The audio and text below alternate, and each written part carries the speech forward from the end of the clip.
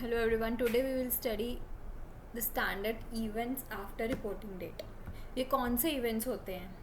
These are the events जो तुम्हारी reporting date that is balance sheet date उसके बाद होते हैं. हमारे इंडिया में this is always 31st March 2026 right? But अगर 31st दिसंबर होती तो इवेंट्स जो उसके बाद होते हैं उसके बाद से लेके कहाँ तक, जब तक कि तुम्हारी फाइनेंशियल स्टेटमेंट्स अप्रूव्ड नहीं हो जाती बाय पीओडी, इस टाइम फ्रेम के बीच में जो इवेंट्स हैं, बिटवीन दिस टाइम फ्रेम, इसको हम बोलते हैं इवेंट्स आफ्टर रिपोर्टिंग डेट. अब events after reporting date, it could be favourable, it could not be favourable. Suppose 31st March 26 and 31st August 26 के बीच में कुछ इवेंट्स हुए हैं. नाउ मुझे देखना पड़ेगा वो एडजस्टिंग है कि नॉन एडजस्टिंग है. एडजस्टिंग है तो उसकी हम इस ड्यूरेशन में जो हमने बुक्स बनाई उसमें एंट्री कर देंगे. अगर नहीं है तो नहीं करेंगे. हाँ, अगर कुछ मटेरियल है तो उसका डिस्क्लोजर देंगे. That's it. What if 31st अगस्त की जगह बोर्ड ऑफ डायरेक्टर्स इसको जुलाई में अप्रूव कर देते, तो वो जुलाई तक का टाइम पीरियड देखना था. This is not a fix date. ये तब की डेट है जब बोर्ड ऑफ डायरेक्टर्स उसको अप्रूव करेंगे, राइट? सो इस पीरियड में सपोज मेरा एक डेटर था जिससे मेरे को 20 लाख रुपीज़ लेने थे. अब बीच में 31st मार्च तक कुछ नहीं है, नॉर्मली सब कुछ चल रहा है, तो मैंने इसको बुक्स में दिखाया कि मेरे को डेटर से पैसे लेने हैं, ठीक है, रिसीवेबल. बट 31st मार्च 26 और 31st अगस्त 26 के बीच में क्या हुआ कि डेटर लिक्विडेट हो गया. तो अब मुझे इसके लिए क्या एडजस्टमेंट करनी है पीछे इस बैलेंस शीट डेट के अंदर? नो, नहीं करनी, क्योंकि ये जो इवेंट हुआ, there were no circumstances before this time period that indicate me कि ये होने वाला है. So indication should be there before only. इस डेट से पहले अगर इंडिकेशन रहती किसी चीज़ की तो मैं एडजस्ट करती, बट नहीं थी तो मैं इसको नहीं एडजस्ट करूँगी. सपोज़ ये यहाँ पे ही कुछ मेरे को पता लग जाता कि इसके अगेंस्ट कुछ केस हैं या लिक्विडेशन हो सकती है, ऐसा कुछ मेरे को सर्कमस्टांसेस दिख जाते, some indicators are there, then बाद में पता लगता कि लिक्विडेशन हो गई है, then it will be adjusting. तो यहीं पे मैं बैड डेट्स रिकॉर्ड करती उसके और अपना पीएनएल भी कम करती.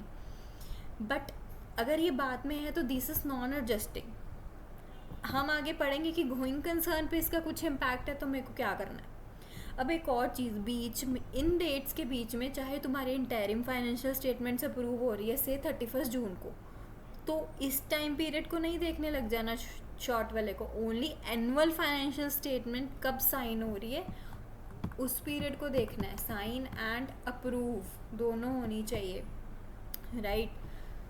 सो ये स्टैंडर्ड भी सिर्फ और सिर्फ एनुअल स्टेटमेंट्स के लिए ही एप्लीकेबल है. सो डेटर्स के केस में अगर indication were there before only then it is adjusting.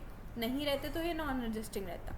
अब सपोज फायर लगी कहीं इस टाइम फ्रेम के बीच में, तो फायर से मेरा कुछ स्टॉक का लॉस हुआ या कुछ हुआ तो मैं एडजस्ट करूँगी? नो, नहीं करूँगी मैं एडजस्ट. या कुछ भी लॉस होता है, अगर गोइंग कंसर्न पे बात आती है तो अगेन विल सी. उसके बाद अब एक एक्सेप्शन है, वो कह रहे हैं कि अगर स्टॉक को हम कैसे रिकॉर्ड करते हैं as per inventory standard, we will record it lower of cost और NRV.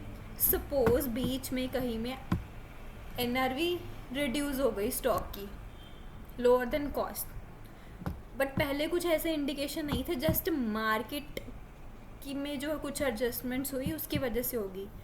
So this is an exception. इसकी एनआरवी ही मेरे को रिफ्लेक्ट करनी पड़ेगी बैलेंस शीट डेट में. बट अगर ये एनआरवी कम हुई होती फायर की वजह से तो मैं नहीं करती, देन ये नॉन एडजस्टिंग हो जाता. So this is an exception. Dividend के केस में सिंपली डिविडेंड चाहे इस साल का था पर मैंने दिया बाद में, then it is non adjusting. तब भी एडजस्टिंग इवेंट नहीं है, चाहे प्रपोज ही क्यों ना पहले हुआ हो. डिविडेंड के केस में हमेशा बाद में दिया तो इट्स नॉन एडजस्टिंग. अब अगर कुछ भी ऐसा हुआ 31 मार्च 26 के बाद में जिसका कंसर्न मेरे जिसका इम्पैक्ट मेरे गोइंग कंसर्न पे आ गया, मतलब ऐसा नहीं प्रूव हो पा रहा कि now I can run my business, इतनी बड़ी फायर लग गई। तो सबसे पहले तो मेरे को गोइंग कंसर्न की असेसमेंट करनी पड़ेगी। अगर गोइंग कंसर्न प्रूव नहीं होता देन मेरे को एनी हाउ पिछली डेट में जाके बुक्स को अपनी रियलाइजेशन बेसिस पे चेंज करना होगा उस टाइम पे। फिर नहीं कुछ एडजस्टिंग नॉन एडजस्टिंग नहीं देखना, फिर मेरी बैलेंस शीट चेंज होगी ही होगी। Thank you everyone, bye.